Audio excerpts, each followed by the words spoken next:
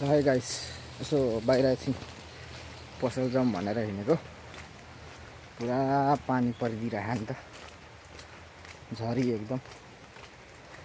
अब पहिला पहिला चाहिँ घाम पानी हावाहुरी झरी बतास उकालो ओह्रालो सबै छिचोलेर पास भएर हिँड्यो मान्छे। अब चाहिँ भने ज्यानले अलिक नसक्ने स्थिति भएछ।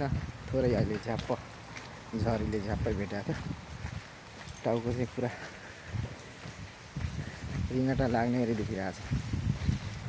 मरेपछि त अब सबै त्योबाट मुक्ति पाइन्छ। त्यही हो।